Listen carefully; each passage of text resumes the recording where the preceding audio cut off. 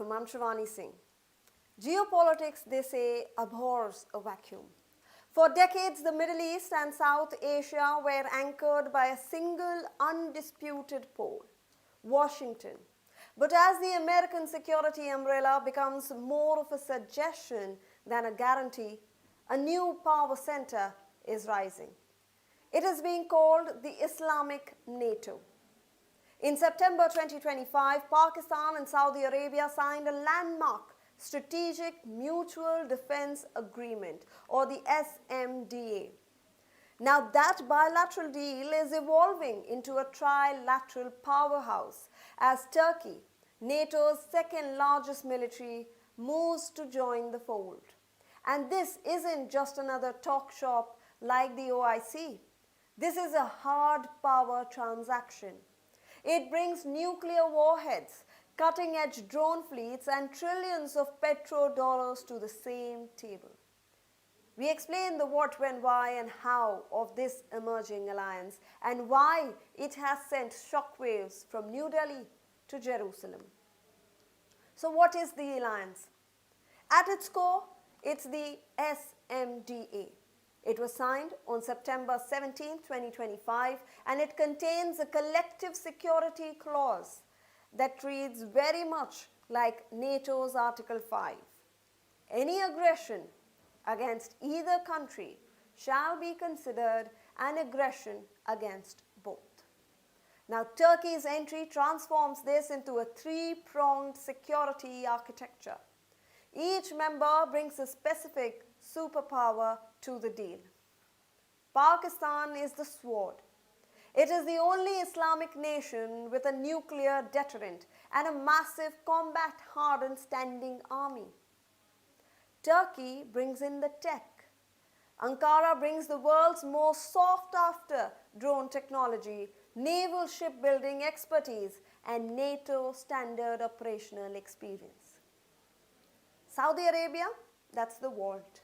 Riyadh brings the financial muscle to fund the massive defense R&D and the religious legitimacy of the custodians of the two holy mosques.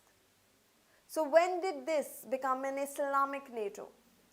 Well, the seeds were sown in May 2025 during Operation Sindoor, the brief but intense military confrontation between India and Pakistan. During that crisis, Turkey didn't just offer prayers.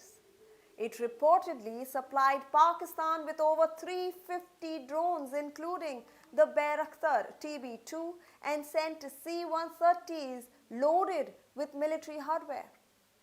Why did Saudi Arabia jump in? Because of a crisis of confidence. Riyadh watched as the US failed to respond to the 2019 strikes on its oil facilities. Then on September 9, 2025, Israeli jets struck a compound in Doha, Qatar, killing senior Hamas leaders. Saudi Arabia realized that if the US couldn't or wouldn't stop Israeli operations on Gulf soil, it needed a new deterrent. So Riyadh isn't just buying Pakistani missiles. It is potentially buying a nuclear umbrella. While the terms are classified, reports suggest that the SMDA allows Pakistan's nuclear capabilities to factor into Saudi defense planning. So how is this alliance functioning on the ground? It's a defense for dollars swap. The military tech, Turkish shipyards are currently helping Pakistan build the Babur-class corvettes, while Turkish aerospace is upgrading 42 of Pakistan's F-16s. Then there are strategic swaps. Saudi Arabia is converting billions in loans into long-term investments in Pakistan's mining sector, specifically the RECO DIQ gold and copper mine. This is part of the mineral-rich Tethyan belt.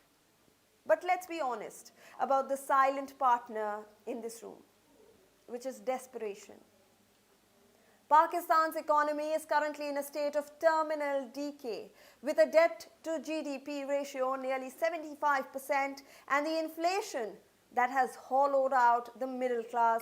Islamabad is essentially selling its military services to stay afloat.